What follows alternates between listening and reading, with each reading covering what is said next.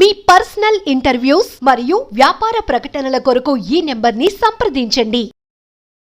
నేను మీ Gopi. Breaking news చూసుకోవచ్చు.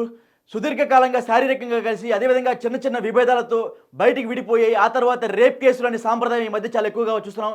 So ఇదే అంశం మీద సుప్రీంకోర్టు అయితే ఒక సంచలన తీర్పు అయితే వెలువరించింది. సో సేమ్ సీన్ అయితే జానీ మాస్టర్ కేసులో కూడా సేమ్ సీన్ అయితే రిపీట్ అవ్వడం జరిగింది. సో ఇదే అంశం గురించి మరిన్ని విషయాలు తెలుసుకోవడానికి మా పొలిటికల్ ఎడిటర్ కార్తిక్ ఉన్నారు. ఆయన తెలుసుకుందాం. కార్తిక్, చెప్పండి. అంటే వివాహేతర సంబంధాల విషయంలో ఈ మధ్య అనేక తీర్పులు వస్తున్నాయి. అవి సంచలనంగా కూడా మారుతూ ఉన్నాయి. ఇప్పుడు కొత్తగా వచ్చిన తీర్పు ఏంటంటే ముంబైకి సంబంధించిన ఒక కేసులో, ఆ ముంబైకి సంబంధించిన కేసు ఏంటంటే ఒక మహిళ ఎవరైతే విడో ఉన్నారో ఆమె ఆల్రెడీ పెళ్ళైనటువంటి ఒక వ్యక్తితోటి రిలేషన్ పెట్టుకుంది. ఆ రిలేషన్ పెట్టుకున్న వ్యక్తి మీద తర్వాత అత్యాచారం కేసు పెట్టింది. అత్యాచారం కేసు పెడితే దాన్ని సుప్రీంకోర్టు విచారించి 7 సంవత్సరాల తర్వాత ఒక సంచలనం తీర్పిచ్చింది. ఇష్టపడి కొన్ని సంవత్సరాల పాటు సహజీవనం చేసి ఇష్టపడి శారీరక సంబంధాన్ని ఏర్పరచుకొని ఎక్కడో చిన్నపాటి గొడవలైతే అత్యాచార కేసులు పెట్టడం అనేటువంటిది కరెక్ట్ కాదు, దీన్ని అత్యాచార కేసులుగా పరిగణించలేము అని చెప్పేసి ఒక తీర్పు అయితే ఇవ్వడం జరిగింది.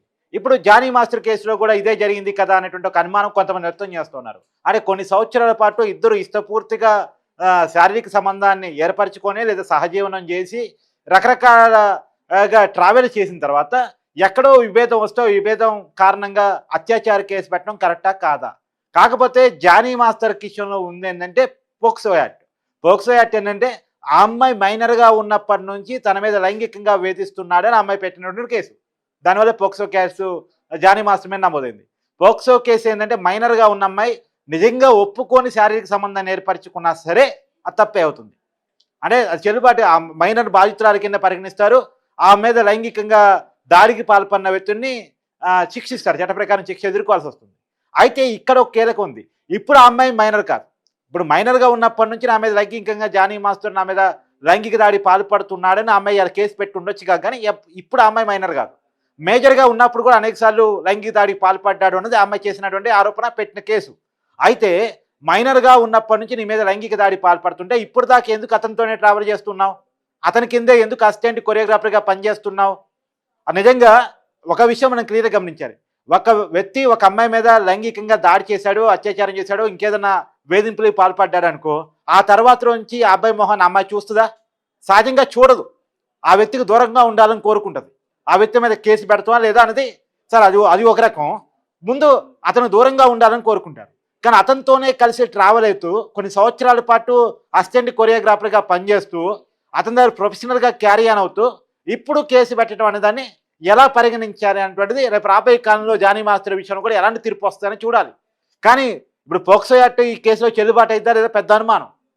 ఒకటి మాత్రం వాస్తవం, మనం ఈ మధ్య కాలంలో చూసాం లావణ్యకు సంబంధించినటువంటి విషయంలో కానీ లేదా ఇతర విషయాల్లో కానీ అనేక కేసుల్లో మనం చూసింది ఏంటంటే అనేక సంవత్సరాల పాటు సహజీవనం చేసో ట్రావెల్ చేసో లేదా శారీరక సంబంధాలు ఏర్పరచుకోనో కొన్నాళ్ళ తర్వాత ఏదో ఒక విభేదంతో వాళ్ళ మీద కేసులు పెట్టినటువంటి విషయాలు ఈ మధ్య విరివిగా చూస్తూ ఉన్నాం.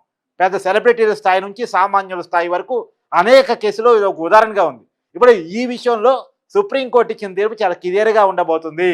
ఏంటి అంటే మీ ఇష్టమై సహజీవనం చేసి, మీ ఇష్టమై శారీరక రిలేషన్ ఏర్పరచుకొని, మీ ఇష్టమై ట్రావెల్ చేసి, మీ ఇష్టమై సహజీవనం చేసి ఎక్కడో మీ ఇద్దరి మధ్య గ్యాప్ వచ్చిందనో తగాదు వచ్చిందనో ఇంకేదో ఈగో ప్రాబ్లమ్స్తోనో ప్రొఫెషనల్ ప్రాబ్లమ్స్తోనో వచ్చి అత్యాచార కేసులు పెడితే అవి చెల్లుబాటు కావు. ఇది నిజంగా సంచలన తీర్పు. ఈ మధ్యకాలంలో ఇది ఒక బ్లాక్ మెయిలింగ్ వ్యవహారంగా తయారైంది.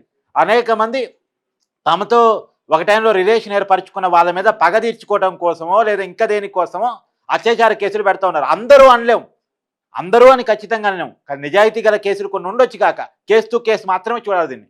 కానీ చాలా ఎక్కువైన మాట సుప్రీంకోర్టు కూడా గమనించింది. ఈ మధ్య అత్యాచార కేసులు ఎందుకు ఎక్కువ అవుతున్నాయి అంటే బ్లాక్ మెయిలింగ్ వ్యవహారాల కోసం కూడా అత్యాచార కేసులు పెడతా ఉన్నారు. కాబట్టి ఇలాంటి చెల్లుబాటు కావు అనేటువంటిది క్లియర్గా చెప్పింది. ముంబైకి సంబంధించినటువంటి విషయంలో క్లియర్గా మహిళ పెట్టినటువంటి కేసును కొట్టివేయటం జరిగింది. ఏదైతే ఆ అమ్మాయి ఇష్టపడి అతనితో సహజీవనం చేసి రిలేషన్ పెట్టుకొని అతనితో ఏదో గ్యాప్ వచ్చో తగాదొచ్చో ఇంకేదో వచ్చి మనస్పర్ధల కారణంగా కేసు పెడితే అతన్ని శిక్షించలేము, ఈ కేసు చెల్లుబాటు అయ్యేది కాదు అనేది సుప్రీంకోర్టు చాలా క్లియర్గా చెప్పింది. అంటే ఈ తీర్పు వల్ల జానీ మాస్టర్కి ఏమన్నా రిలీఫ్ దొరుకుతుందంటారా? అంటే ఇప్పుడు జానీ మాస్టర్ కూడా చెప్పుకోవాల్సింది ఎందుకు కోర్టులో, ఒకవేళ వాళ్ళిద్దరి మధ్య సహజీవనం ఉండుంటే మనం జస్టిఫికేషన్ ఇవ్వడం, సహజీవనం ఉండుంటే జానీ మాస్టర్ కూడా చెప్పుకోవాల్సిందంటే మీ ఇద్దరం ఇష్టపడే రిలేషన్ పెట్టుకున్నాం, ఈ మధ్య మా మధ్య ఏదో ప్రొఫెషనల్ గ్యాపో లేదో ఈగో ప్రాబ్లమ్స్ మనస్పర్ధలో ఏదో రావటం ఫలితంగా ఆ అమ్మాయి నా మీద కేసు పెట్టింది, లేదా వెనకాల ఎవరో ఉండి పెట్టించారు. కాబట్టి ఇది చెల్లుబాటు అయ్యేది కాదు, ఎందుకంటే సుప్రీంకోర్టు తీర్పు ఉంది కాబట్టి ఈ తీర్పుని పరిగణలో తీసుకొని నా మీద ఉన్న కేసుని కూడా కొట్టివేయండి అని చెప్పేసి జానీ మాస్టర్ క్వాష్కు పోవడానికి ఉపయోగపడుతుంది. కాకపోతే ఇక్కడ ఒకటి ఉంది, క్వాష్కు పోయే క్రమంలో జానీ మాస్టర్ మైనర్గా ఉన్నప్పటి నుంచి ఆ అమ్మాయి మీద లైంగిక దాడి పాల్పడలేదన్న విషయాన్ని నిరూపించుకోవాలి. ఆ అమ్మాయి కూడా నా మీద మైనర్గా ఉన్నప్పటి నుంచే జానీ మాస్టర్ లైంగిక దాడికి పాల్పడ్డారన్న విషయాన్ని నిరూపించాలి. ఎందుకంటే ఇప్పుడు ఆ అమ్మాయి మేజరు, మరి మైనర్గా ఉన్నప్పుడే తన మీద లైంగిక దాడికి పాల్పడ్డారన్న విషయాన్ని అమ్మాయి ఎలా నిరూపిస్తానో మనకు తెలియదు, అది క్వశ్చన్ మార్క్ అది. ఎందుకంటే ఇప్పుడు ఆ అమ్మాయి మేజర్గా ఉన్నప్పుడు కూడా అనేక మార్లు లైంగిక దాడికి పాల్పడ్డాడు అనేటువంటిది ఆ అమ్మాయి చెప్తున్న వర్షం. అంటే మరి ఇన్నాళ్ళు లైంగిక దాడి పాల్పడుతుంటే అతనితో ఎందుకు ట్రావెల్ చేశావు అనేటువంటిది సమాజం అడుగుతున్న ప్రశ్న. అది కోర్టులో కూడా సమాధానం చెప్పుకోవాల్సి వస్తుంది. ఆ కేసులో తీర్పు ఎలా వస్తుందని చూడాలి. కానీ ఏదేమైనా ఈ తీర్పు జానీ మాస్టర్కి ఎంతో కొంత ఉపశమనం దక్కించే తీర్పే. జానీ మాస్టరు ఒకవేళ ఇద్దరు ఇష్టపూర్వకంగానే సహజీవనం చేసి ఉంటే, ఫిజికల్గా ట్రావెల్ అయ్యి ఉంటే ఆ విషయాన్ని తన కోర్టులో ప్రూవ్ చేసుకోవాల్సి వస్తుంది. ఈ తీర్పు తను ఉదహరించుకోవడానికి, తను క్యాష్ కట్టడానికి పనికొచ్చేటువంటి విషయమే. Okay, thank you Karthik. Thank you.